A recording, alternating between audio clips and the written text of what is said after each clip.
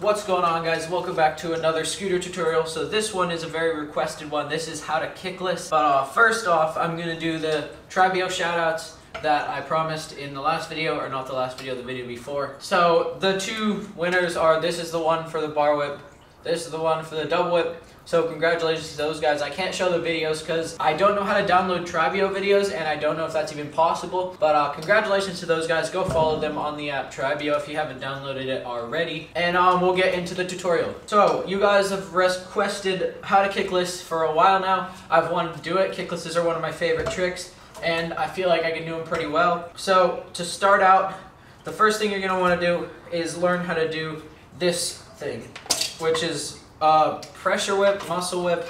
It's called a lot of different things, but the reason I'm not going like out anywhere or at a skate park to do this is because it's soaking wet, as you can see, but like right here, and I can't do stuff, but I'm still trying to put out videos, and you guys wanted this tutorial, so I'll just put in some clips of me doing kicklesses when they are like necessary, but I can't actually do it because I can't do it flat yet, and I need like at least a small bank to do it, which I don't have around here. But I'm still going to do this tutorial because I can give you guys some tips, and then I'll just put in some clips of me doing kicklesses because I do them very frequently, because as I said, it's one of my favorite tricks. So as I said, the first thing is learn how to do this, which is a muscle whip. So you bring it up, that's what I'm going to call it. I'll just call it muscle whip. If you guys call it something different, then whatever. So just bring it up to about hip or like thigh level, and then it's pretty much just all arm muscle, which is why it's called a muscle whip. So you just kind of push it down with your outer hand. For me, it's my left because I kickless on this side. You're going to want to learn kicklesses heel whip to tail whip. So for me, I stand regular, so I go heel whip to tail whip.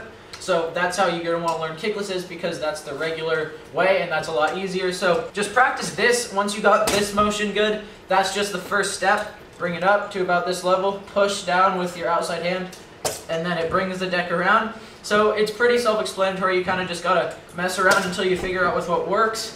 So that's the first step. Then the second step is learning when to bring the scooter up to make it into a kickless, because it's kind of a motion of bringing it up, then pushing it down. So when you're going to want to bring it up is about when the scooter is pretty much straight over, like straight out from you. You're going to want to start bringing it up, and then when it reaches its peak, it should be about, it's kind of not an exact thing of where it should be, but it's usually about there for me. It can be farther if you want to go something like that. It just depends. So it's pretty much ranges from about like that to somewhere more like a 45-degree angle that way, so something like that. Just as whatever works for you, it's kind of a thing that you figure out. But kick it like you would a heel whip. Then when it's about here, you start bringing it up. Just let it get to somewhere around facing that way, and then you do that same. You do this motion, push down. It's a lot in your left hand, and this trick is just all arm muscle pretty much. So you're gonna want to just like practice on a scooter a lot, because it takes some arm strength to get the deck to go back without kicking it, obviously. So yeah, just heel whip it, let it get to about here, then bring it up and do the muscle whip thing. And that's all a kickless is. So I will show you some demonstrations of how I do a kickless right now.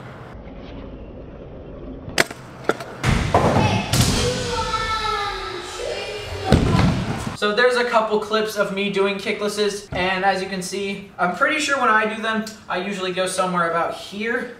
So when the deck comes back, the farthest they'll go is about that far. So that's about normal, I would say. It doesn't really matter. You can do it more out in front of you. That's kind of a thing too, is depending on what helps you, you can go more to the side of you, like over there, or out in front of you like that. It just depends on what feels better, so you can try either way. If you go out in front of you, it'll be less whip. If you go to the side, it goes more. So it's just a personal preference thing. In my opinion, it's best to go about in the middle, somewhere like that, because it just gives you most leverage, because you're kind of out there, and then you can pull it back towards you as you push down. It just gives it the most leverage, and I feel like you can do it fastest. So putting it away from your body helps a little bit. Just kind of bring it out and then back. To go through everything quickly, start with a heel whip. Then when it's about like half of a heel whip, then you bring it out and up and let it go a little bit farther. Then push it down by bringing your outside hand, just pushing down and pulling it back into your body. and you just kind of get the hang of it eventually. It's a pretty tough trick to get the mechanics for when you're first learning it, but once you learn it, it'll come really easy. So just keep practicing, as I say. Don't get discouraged. I say this in all of my tutorials, but it really is true. Practice is the #1 way to learn stuff. So just keep practicing the motion. Then once you can do it, just kind of like that, because I can do the motion fast, obviously I know how to do the trick. Then try it. I would recommend like a 4-foot quarter pipe to learn this trick on. Just some kind of fly out. This is best to learn fly out. Because like air is a totally different story. You have to like spin around the deck and do something weird. So just learn it fly out. It's the easiest. So once you have the motion down, just take it to a fly out and try it a bunch until you get it. A lot of practice will just make you get better, and just knowing how to control your scooter is a good thing too. So riding for a while helps.